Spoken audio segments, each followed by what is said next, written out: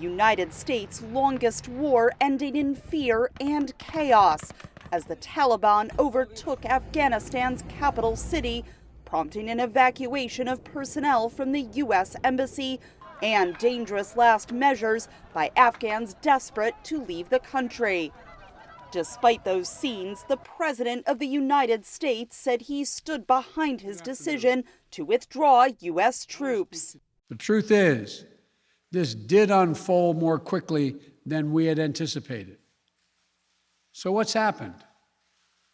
Afghanistan political leaders gave up and fled the country. The Afghan military collapsed, sometime without trying to fight. If anything, the developments of the past week reinforced that ending U.S. military involvement in Afghanistan now was the right decision. American troops cannot and should not be fighting in a war and dying in a war that Afghan forces are not willing to fight for themselves. Republicans and some Democratic lawmakers swiftly condemned Biden for failing to anticipate the speed of the Afghan government's collapse and the potential damage to U.S. credibility worldwide. This will be a permanent scar on the Biden administration's presidency. That doesn't mean it'll be a failed presidency.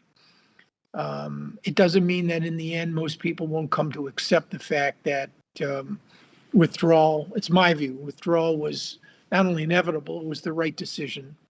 As the Taliban takes over governance of Afghanistan, analysts say the U.S. still has economic leverage in a country that is dependent on international assistance, as well as traditional counterterrorism operations. Our options now include making sure the Taliban understand that if they get in cahoots with al-Qaeda or ISIS, or if they even indulge the worst of their own misogynistic and sectarian behavior and retaliate severely with violence against other Afghans, that we have options. We have military options to make them pay a price. But the State Department confirmed Monday the U.S. no longer had a presence at the U.S. Embassy in Kabul, and the Pentagon said 2,500 U.S. troops were supporting efforts at the airport to evacuate personnel, including thousands of Afghan allies who helped the United States but are still awaiting U.S. visas to escape Afghanistan and almost certain torture and death at the hands of the Taliban.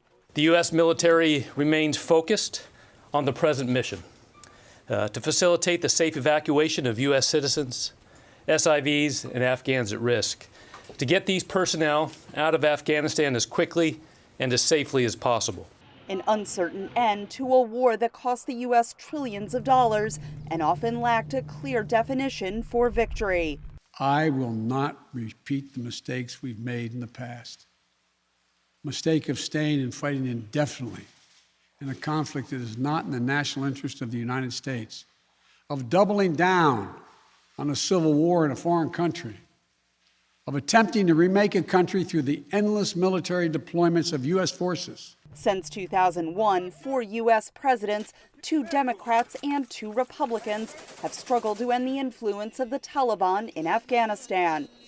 Biden said he would not hand over the United States' longest ever conflict to a 5th commander-in-chief. Catherine Gibson, VOA News, Washington.